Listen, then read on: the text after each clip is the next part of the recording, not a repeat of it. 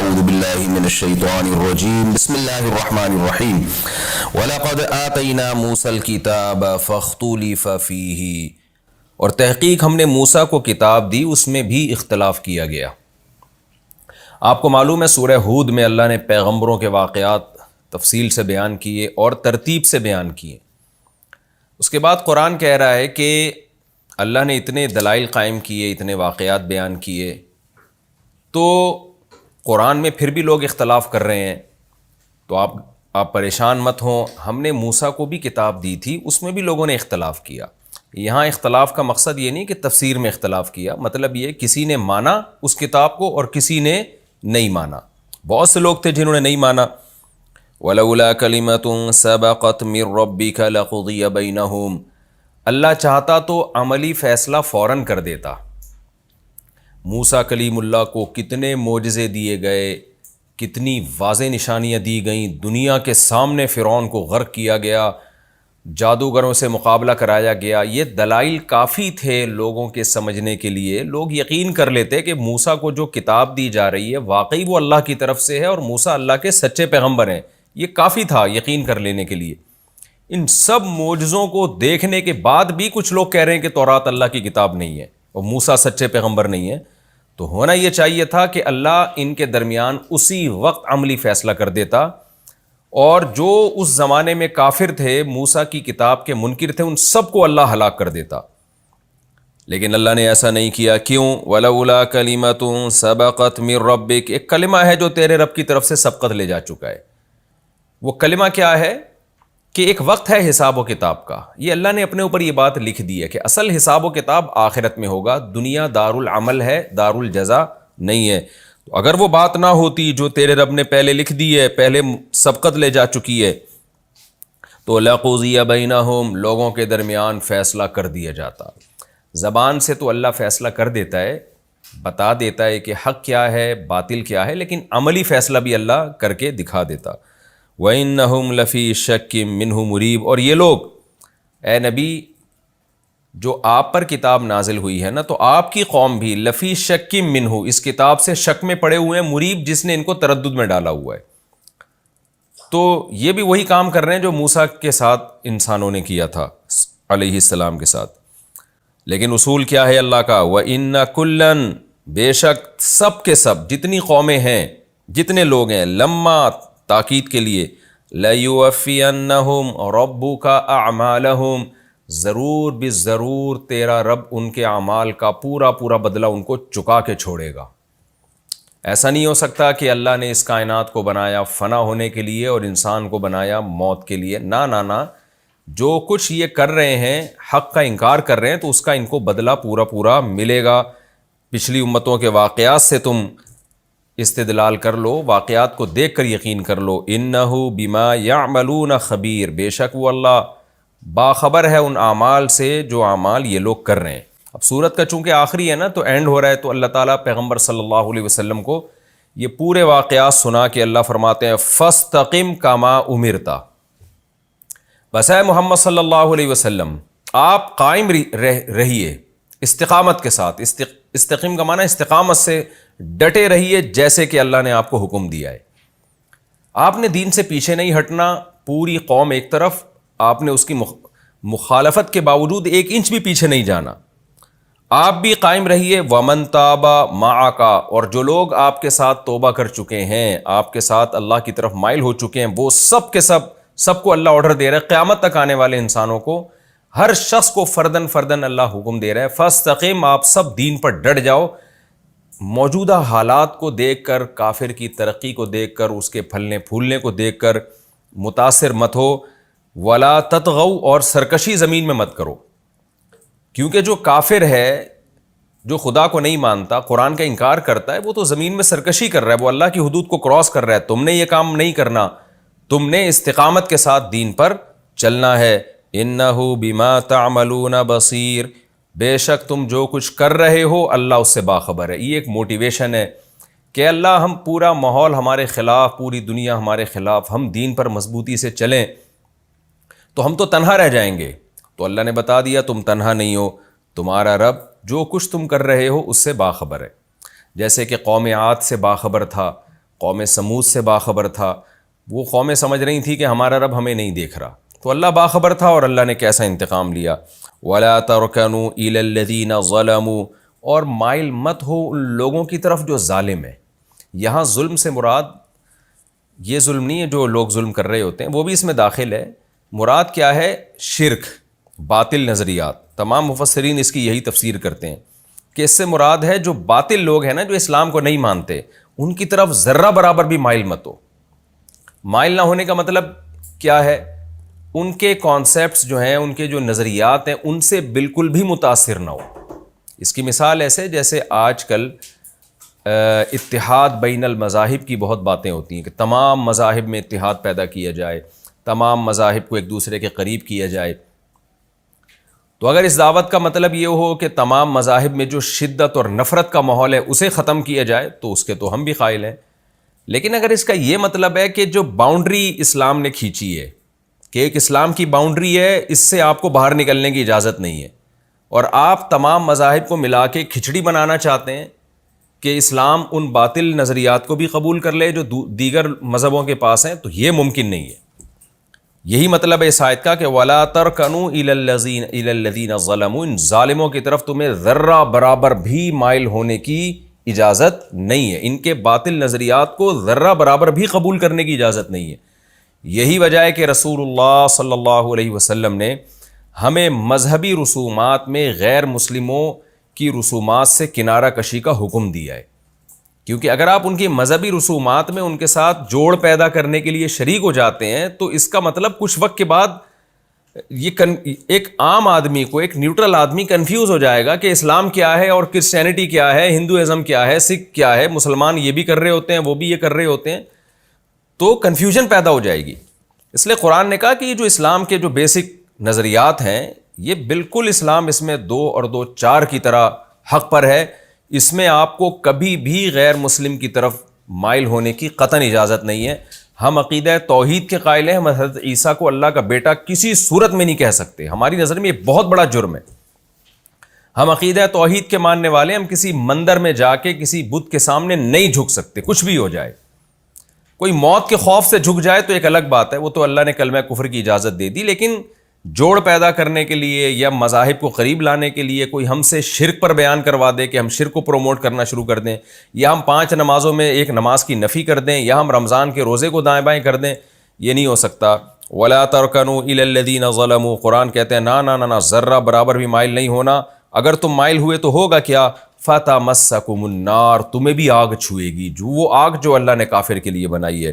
وَمَا لَكُم مِّن دُونِ اللَّهِ مِّنْ أَوْلِيَاءَ، اور تمہارے لیے پھر اللہ کے سوا کوئی دوست بھی نہیں ہوگا. یہ بھی قرآن نے اشارہ کر دیا کہ جب آپ غیر مسلم کے نظریات کی طرف مائل ہوتے ہیں تو دوستی بڑھانے کے لیے ہوتے ہیں. مقصد آپ کا یہ ہوتا ہے کہ فرینڈ شپ والا ماحول بن جائے، لوگ آپ کو ایکسیپٹ کر لیں، قبول کر لیں. تو اس میں اللہ نے بتا دیا کہ دنیا تمہاری دوست بن جائے گی، لیکن اللہ تمہارا دوست نہیں بنے گا. اور قیامت کے دن پھر اللہ کے سوا کوئی ایسا دوست نہیں ہوگا جو تمہاری مدد کر سکے. تو سب سے پہلے اللہ ہے، مخلوق بعد میں ہے. ثم لا تنصرون، کوئی اللہ کے سوا دوست نہیں ہوگا، پھر تمہاری مدد بھی نہیں کی جائے گی. وَأَقِمِ الصَّلَاةَ طَرَفَيِ النَّهَارِ وَزُلَفًا مِّنَ اللَّيْلِ إِنَّ الْحَسَنَاتِ يُذْهِبْنَ السَّيِّئَاتِ. عقیدے کے بعد اسلام میں سب سے اہم حکم نماز کا ہے، اور یہ صورت بھی مکہ میں نازل ہوئی. تو تسلی کے لیے بھی نماز پڑھنا بہت ضروری ہے. اس سے انسان کو صبر کی توفیق ملتی ہے، اور انسان سے جو کوتاہیاں ہو جاتی ہیں وہ بھی معاف ہوں گی نماز کے ذریعے. تو رسول اللہ صلی اللہ علیہ وسلم کو اور قیامت تک آنے والے اہل اسلام کو خطاب کیا جا رہا ہے کہ نماز قائم کرو طرفی النہار، دن کے دونوں کناروں پہ، وزلفا من اللیل، اور رات کے حصوں میں بھی. اس میں نے بتایا تھا کہ تفسیر میں مختلف آراء ہیں کہ دونوں کناروں سے کیا مراد ہے. بعض نے کہا کہ فجر اور مغرب، فجر اور عصر یہ 2 کنارے ہیں، اور رات کی نمازوں سے مراد جو ہے وہ مغرب اور عشاء، تو اس میں ظہر نہیں آئے گی. پھر بعض نے کہا کہ نہیں، دن کے کناروں سے، اس میں یعنی دن کے کناروں سے مراد ہے جو دن کی جتنی بھی نمازیں ہیں وہ اس میں داخل ہیں، اور رات کے نمازوں میں مغرب عشاء داخل ہیں. مختلف آراء ہیں، ہمیں اس بحث میں نہیں پڑھنا، کیونکہ 5 نمازوں کا جو ثبوت ہے وہ بہرحال ہمیں قرآن کی دوسری آیات سے اور حدیثوں میں تو بہت ہی وضاحت کے ساتھ ملتا ہے۔ تو اللہ میاں نے ہمیں اس آیت کا یہ جو طرز اختیار کیا گیا دن کے دونوں کناروں پہ، مقصد یہ ہے کہ آپ نے نماز پابندی سے مختلف اوقات میں قائم کرنی ہے۔ جب بھی اس کائنات میں سورج کی روشنی کے لحاظ سے کوئی بڑا تغیر ہوتا ہے تو اس وقت نماز کا وقت واقع ہو جاتا ہے۔ تو دن کے دونوں کناروں میں جو سرسری غور سے ہمیں پتہ چلتا ہے، اس سے فجر اور عصر مراد ہے، کیونکہ یہ نمازیں اکثر کناروں پر ہوتی ہیں۔ تو ظہر کا اس میں تذکرہ نہیں ہے، وہ دیگر آیات سے اور دیگر احادیث سے ثابت ہے۔ اور زلفم من اللیل، رات کے حصوں میں اس میں مغرب اور عشاء داخل ہے، اور اگر ہم اس کو مغرب کو اس سے خارج کر دیتے ہیں تو پھر عشاء کی نماز اس میں داخل ہے اور تہجد کی نماز داخل ہے۔ پھر یہ استحبابی حکم ہوگا، ان الحسنات یذہبن السیئات، بے شک نیکیاں وہ برائیوں کو کھا جاتی ہیں۔ کیا مطلب؟ اگر آپ سے شریعت پر عمل کرنے میں کوئی تھوڑی بہت کوتاہی ہو بھی گئی تو نماز اس کوتاہی کی تلافی کا ذریعہ بن جائے گی۔ بہت ساری احادیث میں یہ مضمون وارد ہوا ہے کہ ہم سے جو صغیرہ گناہ دن اور رات میں ہوتے رہتے ہیں، نماز کے ذریعے اللہ ان گناہوں کو معاف کر دیتا ہے۔ ان میں بہت ساری واقعات ہیں، بڑے دلچسپ واقعات بھی، ان کی طرف میں جاؤں گا تو ہماری تفسیر کا جو اصل جو وہ مقصد ہے وہ رہ جائے گا۔ تو مضمون بہت ساری احادیث میں ہے، اس لیے علماء کہتے ہیں کہ کبھی بھی آپ سے گناہ ہو تو توبہ بھی کریں اور 2 رکعت نماز بھی پڑھیں اور صدقہ خیرات بھی کریں، کیونکہ حدیث میں آتا ہے کہ صدقے سے اللہ کا غضب ٹھنڈا ہوتا ہے۔ تو اس لیے جب بھی کوئی خدا نخواستہ گناہ ہو جائے تو آپ نے توبہ بھی کرنی ہے، 2 رکعت نماز بھی پڑھنی ہے اور کچھ نہ کچھ صدقہ بھی کرنا ہے۔ ذالک ذکری للذاکرین، فرمایا کہ یہ نصیحت ہے نصیحت حاصل کرنے والوں کے لیے۔ واصبر، اور اے محمد صلی اللہ علیہ وسلم آپ صبر کیجئے۔ فإن اللہ لا یضیع اجر المحسنین، اللہ اچھا عمل کرنے والوں کے اجر کو ضائع نہیں کرتا۔ صبر سے آپ اس پر قائم رہیے۔ فلولا کان من القرون من قبلکم اولو بقیۃ ینہون عن الفساد فی الارض۔ اب چونکہ پچھلی امتوں کے بہت سارے واقعات اللہ نے بیان کیے نا، تو اب اللہ اس امت کو جھنجھوڑ رہے ہیں کہ دیکھو پچھلی امتوں میں ایسے عقل مند لوگ کیوں نہیں گزرے جنہوں نے دیگر لوگوں کو زمین میں فساد سے روکا؟ ایسا کیوں نہیں ہوا؟ الا قلیلا، سوائے چند لوگوں کے، ممن انجینا منہم، جن کو ہم نے نجات دے دی تھی۔ ایک بڑی تعداد میں ایسے لوگ کیوں نہیں گزرے؟ جب نوح علیہ السلام نے قوم کو دعوت دی، تھوڑے سے لوگ تھے جو فساد سے روک رہے تھے، میجورٹی تو فساد میں مبتلا تھی۔ جب ہود علیہ السلام نے قوم عاد کو دعوت دی ہے، تھوڑے سے لوگ ہود علیہ السلام کے ساتھ تھے، میجورٹی تو خود گناہ کر رہی تھی، روکنا تو دور کی بات۔ تو یہ ہر قوم میں ایسا کیوں ہوا ہے؟ اللہ کہتے ہیں ایسا کیوں نہیں ہوا کہ ٹھیک ہے کچھ لوگ گناہ کر رہے ہوتے تو بہت سے ان کو روکنے والے بھی تو ہوتے، بہت سے معاشرے کی اصلاح میں بھی تو لگے ہوئے ہوتے، تو ایسا کیوں نہیں ہوا؟ آگے قرآن میں اگلی آیتوں میں آ رہا ہے کہ تیرا رب اس بستی کو کبھی بھی ہلاک نہیں کرتا کہ جس میں اصلاح کرنے والے لوگ بھی موجود ہوں۔ یعنی ایک تعداد اگر ایسے لوگوں کی کسی سوسائٹی میں ہو کہ جو معاشرے کی اصلاح کی فکر میں لگی ہو تو اللہ ان لوگوں کی وجہ سے باقیوں کو بھی عذاب سے بچا لیتے ہیں۔ لیکن ہسٹری جب آپ اٹھا کے دیکھتے ہیں، قرآن جب بیان کرتا ہے تو میجورٹی دنیا میں ایسی گزری ہے کہ بہت تھوڑے ہی لوگ ہوتے ہیں جو سوسائٹی کی اصلاح کی کوشش میں لگے ہوئے ہوتے ہیں۔ زیادہ تر لوگ یا تو برائی کر رہے ہوتے ہیں یا برائی کو دیکھ کے خاموش ہوتے ہیں۔ تو اللہ یہ شکایت کر رہے ہیں انسان سے کہ ایسا کیوں ہوتا ہے؟ وَاتَّبَعَ الَّذِينَ ظَلَمُوا مَا أُتْرِفُوا فِيهِ، اور ظالم لوگ جو ہے وہ اتباع کرتے ہیں مَا أُتْرِفُوا فِيهِ، اس لائف کو جس میں وہ خوشحال ہوتے ہیں، اسی لائف کے پیچھے چل رہے ہوتے ہیں۔ وَكَانُوا مُجْرِمِينَ، اور وہ مجرم بھی تھے۔ وَمَا كَانَ رَبُّكَ لِيُهْلِكَ الْقُرَىٰ، اور تیرا رب ایسا نہیں ہے کہ وہ بستیوں کو ہلاک کر دے بظلم، ان کی ناانصافی کی وجہ سے، وَأَهْلُهَا مُصْلِحُونَ، اور وہ بستی والے اصلاح میں لگے ہوئے ہوں۔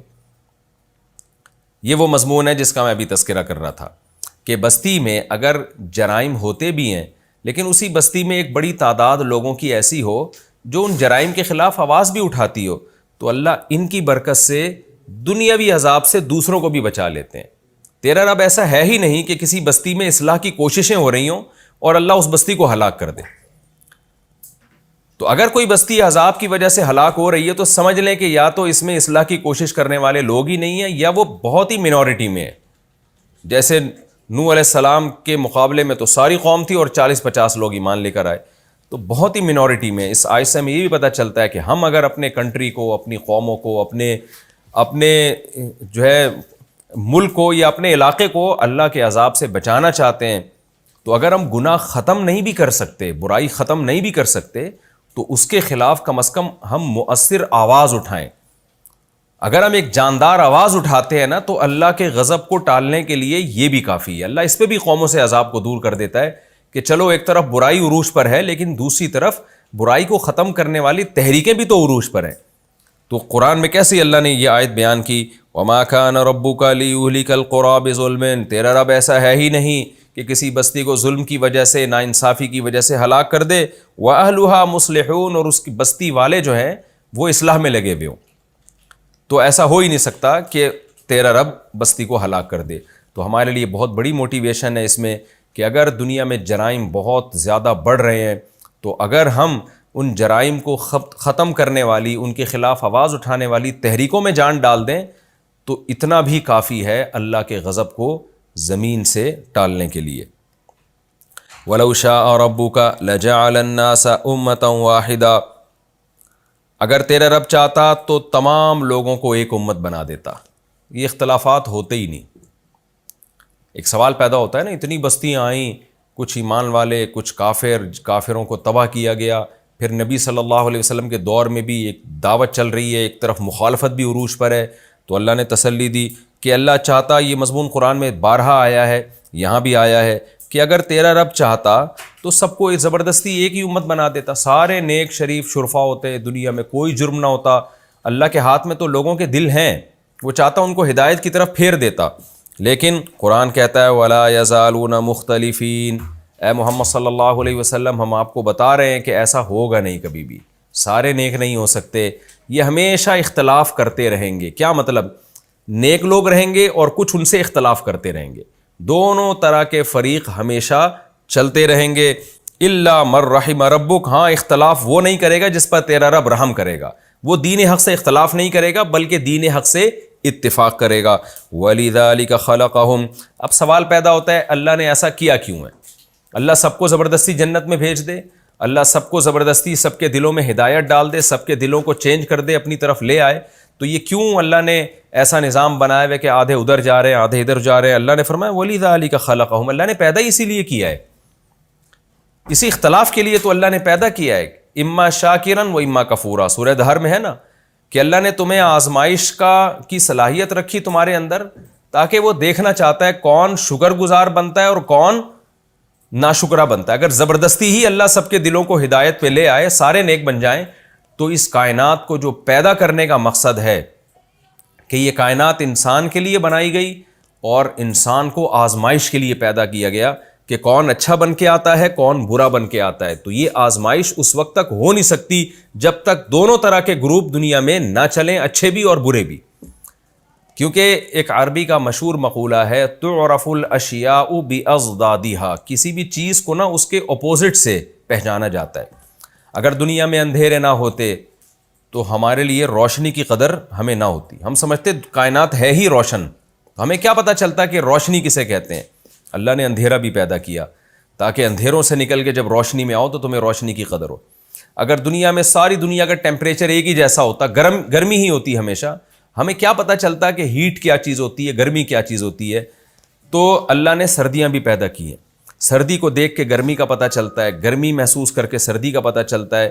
تو یہ ساری جو اللہ نے ایک اختلاف اس کائنات میں پیدا کیا ہے، اسی میں اللہ نے اچھائی بھی پیدا کی ہے، اسی میں اللہ نے برائی بھی پیدا کی۔ آج بہت سے ملحد یہ اعتراض کرتے ہیں کہ اگر خدا ہے تو اس نے برائی کو پیدا کیوں کیا؟ وہ تو اچھا ہونا چاہیے نا۔ تو جو شر کا خالق ہے، شر کو برائی کو پیدا کرنے والا ہے، معاذ اللہ وہ بھی برا ہے کیونکہ اس نے برائی کو پیدا کیا ہے۔ تو اس کا جواب یہی علماء کی طرف سے دیا جاتا ہے کہ برائی کو جو خدا نے پیدا کیا نا، ایک خاص حکمت سے پیدا کیا ہے، برائی برائے برائی کے لیے پیدا نہیں کیا۔ برائی کو خدا نے اس لیے پیدا کیا تاکہ دنیا میں جب برائی ہوگی تو اچھائی کی بھی ویلیو ہوگی۔ اگر اللہ برائی کو پیدا نہ کرتا تو اچھوں کی پھر ویلیو بھی نہ ہوتی، دنیا میں برائی کا امکان ہی نہ ہوتا۔ تو یہ اللہ تعالیٰ نے تسلی دی ہے رسول اللہ صلی اللہ علیہ وسلم کو بھی، اور جتنے لوگ دنیا میں نیک ہیں پرہیزگار ہیں ان کو بھی تسلی دی ہے کہ تم لوگوں کی برائی دیکھ کے اور یہ دیکھ کے کہ ہم تبلیغ کر رہے ہیں، دنیا سے برائی کو ختم کرنے کی کوشش کر رہے ہیں مگر برائی ختم ہو نہیں رہی، تو اس سے ٹینشن میں نہ آیا کرو۔ اگر یہ دنیا میں بالکل ہی برائی کا جڑ سے ہی خاتمہ ہو جائے اور برے لوگ ہی دنیا میں ختم ہو جائیں تو اس کائنات کی جو پیدائش کا مقصد تھا وہ تو ختم ہو جائے گا. یہی وجہ ہے کہ علماء نے یہ ایک علمی نکتہ بیان کیا کہ حضرت عیسیٰ علیہ السلام جب دنیا میں نازل ہوں گے اور پوری دنیا میں خیر غالب آ جائے گی، برائی بالکل ختم ہو جائے گی، تو پھر اللہ تعالیٰ اس کائنات کو آہستہ آہستہ اس زمین کو تباہی کی طرف لے جائیں گے. یعنی پھر قیامت بہت قریب ہے، کیونکہ جو ایک مقصد تھا وہ حاصل ہو گیا. تو یہی ہے کہ حق اور باطل کا ہمیشہ سے مقابلہ رہے گا، اور وَلِذَٰلِكَ خَلَقَهُمْ، اسی مقابلے کے لیے اللہ نے پیدا کیا ہے. اسی وجہ سے اللہ سب کو ہدایت نہیں دیتا اور یہ سلسلہ چلتا رہے گا. وَكُلًّا نَقُصُّ عَلَيْكَ، ہاں وَلِذَٰلِكَ خَلَقَهُمْ، اسی لیے اللہ نے پیدا کیا ہے. وَتَمَّتْ كَلِمَةُ رَبِّكَ، اور اے محمد یا اے مخاطب صلی اللہ علیہ وسلم، تیرے رب کا یہ جو کلمہ ہے یہ مکمل ہو کے رہے گا. وہ کلمہ کیا ہے؟ لَأَمْلَأَنَّ جَهَنَّمَ مِنَ الْجِنَّةِ وَالنَّاسِ أَجْمَعِينَ، میں جہنم کو جنات اور انسانوں سے، سب سے، یعنی جنات اور انسانوں دونوں قسم کے گروہوں سے بھر دوں گا میں. کیا مطلب؟ اگر یہ تو اللہ نے تقدیر میں لکھا ہوا ہے کہ جہنم میں بھی بہت سے لوگ جائیں گے، جن میں جنات بھی ہوں گے، جن میں انسان بھی ہوں گے، تو ظاہر ہے وہ جب ہی جائیں گے نا کہ جب برائی بھی دنیا میں ہوگی. تو یہ بھی تسلی ہے کہ آپ زبردستی لوگوں کو مسلم بنانے کی کوشش نہ کریں. آپ اتنی فکر کریں اسلام کو دنیا میں غالب کرنے کی کہ جتنی فکر کا اللہ نے آپ کو مکلف بنایا ہے، جتنی محنت کا مکلف بنایا ہے. نبی صلی اللہ علیہ وسلم بہت زیادہ فکر لیتے تھے نا. سورہ کہف میں ہے کہ لعلک باخع نفسک علی آثارہم ان لم یؤمنوا، کہ اے نبی آپ کے بارے میں یہ ہے کہ ان کے ایمان نہ لانے کی وجہ سے یہ خطرہ ہے کہ کہیں آپ غم میں اپنی جان ہی ہلاک نہ کر بیٹھیں، غم میں گھٹ گھٹ کے آپ کی موت ہی کہیں واقع نہ ہو جائے. تو ایسا مت کریں. کیوں؟ انا جعلنا ما علی الارض زینۃ لہا، ہم نے زمین کے اوپر ایک زینت، زمین کے حصے کو زینت بنایا ہے. یہ لوگوں کو اپنی طرف مائل کرتی ہے اور آخرت سے غافل کرتی ہے. تو یہ مضمون قرآن میں بہت ساری جگہوں پہ مختلف طرح سے اللہ نے بیان کیا ہے. تو اللہ تعالیٰ نے جہنم کو جنات اور انسانوں سے بھرنا ہے. یہ ایک قسم کی دھمکی ہے کہ جو نافرمان لوگ اس خوش فہمی میں مبتلا ہے نا کہ بس اللہ غفور الرحیم ہے، سب کو بخش دے گا یا قیامت ہوگی نہیں. ایسا نہیں ہے بھائی، اللہ تعالیٰ نے جہنم کو بھی بھرنا ہے. تو ہم جب جیسے کسی کو سمجھا رہے ہوتے ہیں نا، وہ مان نہیں رہا ہوتا، تو ایسے موقع پہ کیا ایک نیوٹرل آدمی کیا کہتا ہے؟ بھائی جہنم میں بھی تو لوگ جائیں گے نا، جہنم کو بھی تو اللہ نے بھرنا ہے نا، تو بس تو چھوڑ دے اس کو اپنے حال پہ. یہی انداز اللہ نے قرآن میں اختیار کیا ہے کہ میں نے بھی جہنم کو انسانوں سے بھر دینا ہے.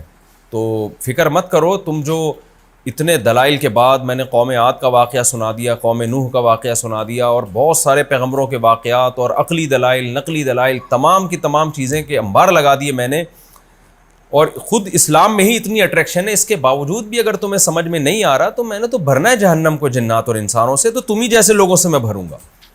تو اس میں جہاں مبلغین کو، تبلیغ کرنے والوں کو تسلی ہے، وہیں اللہ کی طرف سے نافرمانوں کو بہت بڑی دھمکی بھی ہے. اللہ تعالی ہم سب کو اس آگ سے محفوظ رکھے. آگے قرآن کہتا ہے وَكُلًّا نَقُصُّ عَلَيْكَ مِنْ أَنْبَاءِ الرُّسُلِ، اے محمد صلی اللہ علیہ وسلم، ہم نے جو آپ کو یہ پیغمبروں کے واقعات سنائے ہیں، قوم عاد، قوم سمود، ابراہیم علیہ السلام، پھر اصحاب مدین، تو یہ سارے واقعات ہم آپ کو سناتے ہیں. مَا نُثَبِّتُ بِهِ فُؤَادَكَ، جس کے ذریعے ہم آپ کے دل کو مضبوط کر دیتے ہیں. میں کل سن رہا تھا کسی گورے نے رسول اللہ صلی اللہ علیہ وسلم کے بارے میں، کوئی فرانسیسی ہے مورخ، اس نے نبی صلی اللہ علیہ وسلم کے بارے میں یہ لکھا ہے کہ دنیا میں محمد صلی اللہ علیہ وسلم جیسی کوئی ایسی شخصیت نہیں گزری جس کے پاس وسائل اتنے کم ہوں اور ٹائم بھی اتنا کم ہو، اور ان کم ترین وسائل اور انتہائی محدود وقت میں دنیا میں اتنا بڑا انقلاب برپا کر دیا ہو. تو اس نے کہا کہ ہسٹری میں ہمیں محمد صلی اللہ علیہ وسلم کے علاوہ کوئی بھی ایسا نہیں ملتا، حالانکہ وہ غیر مسلم ہے. تو یہی بات ہم قرآن سے سیکھ رہے ہیں کہ قرآن بار بار پیغمبر کو تسلی دے رہا ہے. کیوں؟ نبی صلی اللہ علیہ وسلم مکہ میں ایک چھوٹے سے علاقے میں پیدا ہوئے، چاروں طرف پہاڑ ہیں، دنیا میں تہذیب سے دور ایک علاقہ ہے جہاں کوئی رہنا پسند نہیں کرتا، جن پر حکومت کرنا کوئی پسند نہیں کرتا، اور نہ آپ لکھنا جانتے نہ پڑھنا جانتے، اور آپ کو جو ٹاسک دیا گیا وہ پوری دنیا،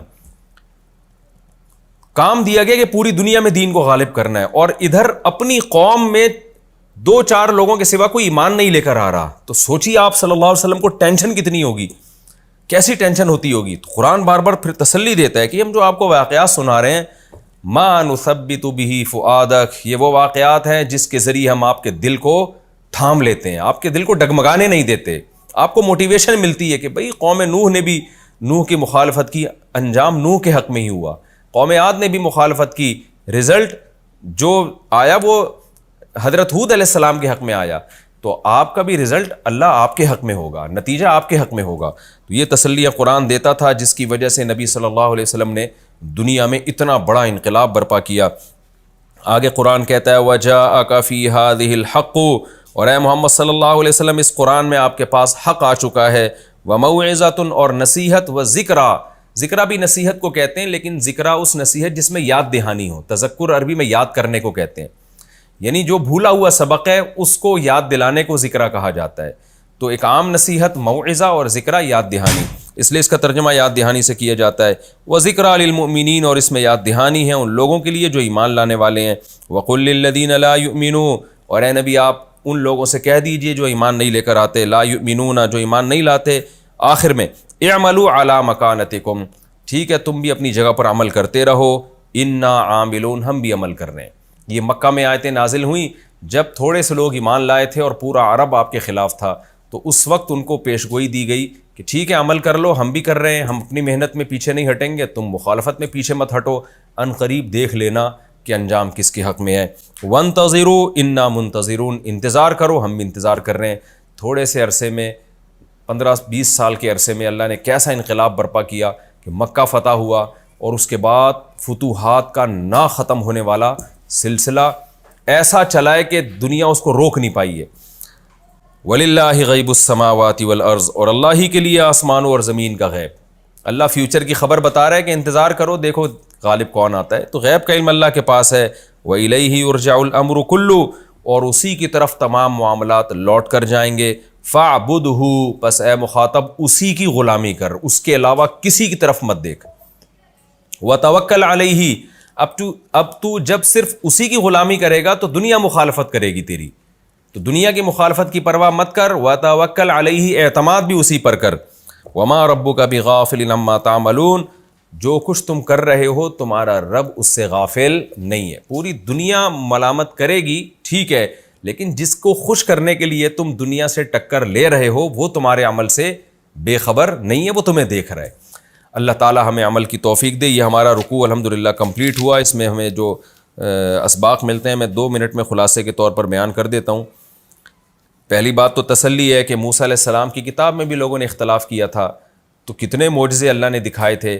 ہمیں تسلی ہے کہ بھائی ہم حق کو بیان کریں, جو ہمیں سمجھ میں آتا ہے اس پہ ڈٹ جائیں, لوگوں کی مخالفت کی پرواہ مت کریں. اور اس میں اہم ترین آیت یہ بھی ہے فاستقم کما امرتا, اللہ نے جب جیسا آپ کو حکم دیا آپ نے استقامت کے ساتھ مضبوطی کے ساتھ دین پر چلنا ہے. اور اس میں ہمیں ایک حکم یہ بھی دیا گیا ولا ترکنوا الی الذین ظلموا, آپ نے ظالم کی طرف مائل نہیں ہونا, اس کے نظریات کو قبول نہیں کرنا ہے آپ نے. تو آج جو ہے نا فرینڈ شپ میں اور دوستی یاری میں دوسرے کے مذہب ہی کو لوگ فالو کرنا شروع کر دیتے ہیں. نا اس کی آپ کو قطعاً اجازت نہیں ہے. اور نمازوں کو قائم کرنے کی ترغیب ہے. ایک بہت اہم مضمون یہ بیان ہوا کہ نیکیاں گناہوں کو کھا جاتی ہیں. ان الحسنات یذھبن السیئات, تو کبھی بھی آپ سے کوئی گناہ ہو جائے تو آپ توبہ بھی کریں اور اس کے بدلے میں کوئی نیکی بھی کر لیں. میں اکثر نوجوانوں سے کہتا ہوں بھائی تم سے کوئی گناہ ہوتا ہے, بد نظری بھی ہوتی ہے, تو کچھ پیسے صدقہ کر دو, تاکہ اگر تمہارے برائیوں کا وزن بڑھ رہا ہے تو کچھ نیکیوں کا وزن بھی تو بڑھے. تو نیکی کی یہ خصلت ہے کہ وہ برائی کو کھا جاتی ہے, اس کے وزن کو کم کر دیتی ہے. تو یہ ایک بہت اہم مضمون اس میں بیان کیا گیا.